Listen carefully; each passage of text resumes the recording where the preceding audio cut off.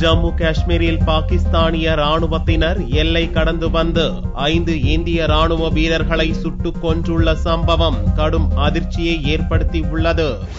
India Pakistan நாடுகளிடையே 2003ஆம் ஆண்டு போர் நிறுத்த ஒப்பந்தம் ஏற்பட்டது. ஆனாலும் பாகிஸ்தானிய ராணுவத்தினர் அவ்வப்போது போர் நிறுத்த ஒப்பந்தத்தை மீறி இந்திய ராணுவ முகாம்கள் மீது தாக்குதல் நடத்துவது தொடர்கிறது. காஷ்மீர் மாநிலம் பூஞ்ச் மாவட்டத்தில் கடந்த ஜனவரி மாதம் 2 இந்திய ராணுவ வீரர்களை தலையை துண்டித்து பாகிஸ்தான் ராணுவத்தினர் கொன்றது பெரும் சர்ச்சையை கிளப்பியது.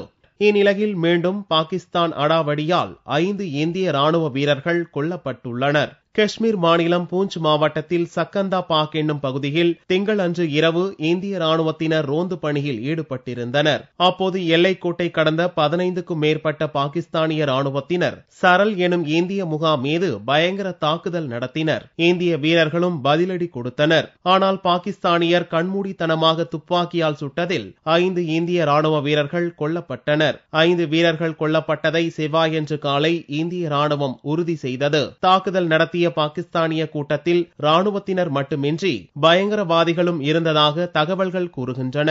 தாக்குதலின் போது புதர் மறைவில் பதுங்கி ஒரு வீரர் உயிர் தப்பியுள்ளார். இந்த விவகாரத்தில் உயிர் தப்பிய வீரரின் சாட்சியம் முக்கியமானதாக இருக்கும் என்று கருதப்படுகிறது.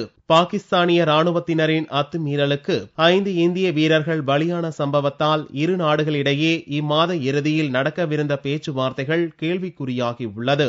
அதேபோல அடுத்த மாதம் நியூயார்க்கில் ஐக்கிய நாடுகள் சபை கூட்டத்தின் போது பிரதமர் மன்மோகன் சிங்கும் பாகிஸ்தானிய பிரதமர் நவாஸ் ஷெரீப்பும் சந்தித்து பேச திட்டமிடப்பட்டிருந்தனர். இந்த பேச்சுவார்த்தையிலும் தற்போது சிக்கல் ஏற்பட்டுள்ளது.